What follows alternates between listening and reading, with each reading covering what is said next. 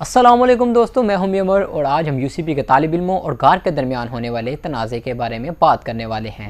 Video start کرنے سے پہلے آپ لوگوں سے ایک معصومانہ سوال پوچھنا چاہتا ہوں کہ آپ جس درسگاہ میں تعلیم حاصل کرتے ہیں، پڑھتے ہیں، کیا وہاں کا جلاؤ گھراؤ کرنا جائز ہے؟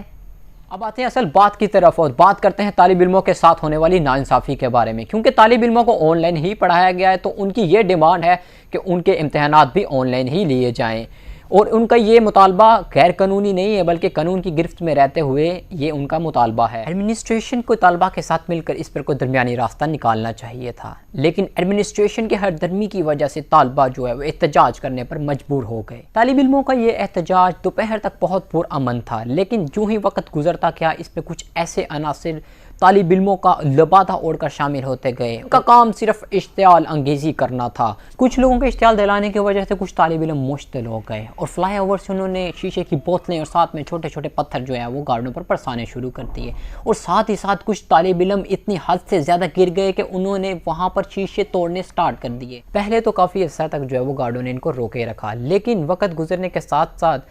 ان طالب علموں میں موجود دہشت گرد، جی ہاں دہشت گرد، وہ اس لیے کیونکہ کوئی بھی طالب علم اپنے درسگاہ کے اوپر حملہ نہیں کرتا، ان دہشت گردوں نے جو ہے وہ اشتعال انگیزی کی ہنگامہ رائی سٹارٹ کر دی، تو اس کے بعد جوابی کارروائی کرتے ہوئے گارڈوں نے ان کے اوپر لاٹھی چارج سٹارٹ کر دی۔ گارڈوں کے لاٹھی چارج کے نتیجے میں کافی طالب علم زخمی ہوئے اور ایک طالب علم زخموں کی تاب نہ لاتے ہوئے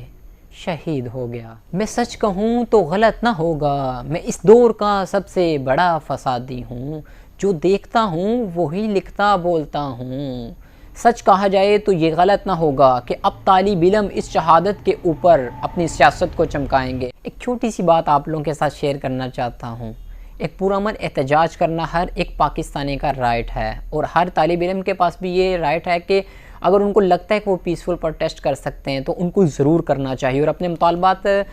گورنمنٹ کے سامنے رکھنے چاہیے اور ایڈمنسٹریشن یا پرائیویٹ انسٹیٹیوٹ کے سامنے رکھنے چاہیے۔ لیکن ایک بات آپ لوگوں کو جو ہے وہ بھول جاتے ہیں، آپ لوگ کو یہ بھی یاد رکھنا چاہیے،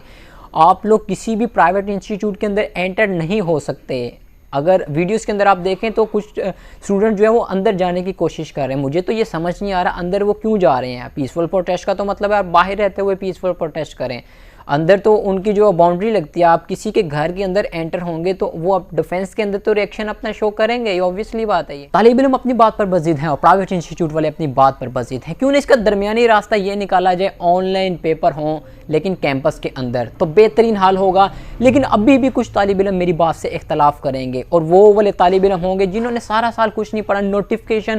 آف کر کے میوٹ کر کے جو ہے آن لائن انہوں نے کلاسز اٹینڈ کیے ہیں، تو وہ ابھی بھی اس بات پر بضد ہوں گے کہ ہم نے جو ہے گھروں میں بیٹھ کر ہی آن لائن پیپر دینے ہیں، چاہے کیونکہ وہ نقل کر کے جو ہے پیپر دینا چاہتے ہیں۔ سچی بات تو یہ ہے کہ online exams in campus اگر انٹروڈیوس ہو جاتا ہے تو ان اسٹوڈنٹس کا کیا ہوگا کہ جن لوگوں نے نقل کر پیپر دینا ہے۔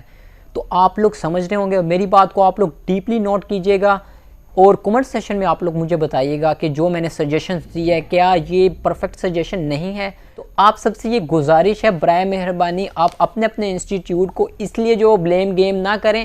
کہ وہ آن لائن ایگزامز نہیں لے رہے۔ آپ لوگ اگر مطالبہ کرنا چاہتے ہیں تو آپ لوگ یہ بھی مطالبہ کر سکتے ہیں کہ آن لائن ایگزامز ہی لیے جائیں، لیکن اگر انسٹیٹیوٹ والے اس بات پر آپ لوگوں کو کہتے ہیں کہ آپ آن لائن ایگزامز ہی دیں لیکن آپ کیمپس کے اندر آ کر دیں، ان کو بھی پتہ چلے کیا پروگرس ہے، تو اس میں میرے خیال سے تو کوئی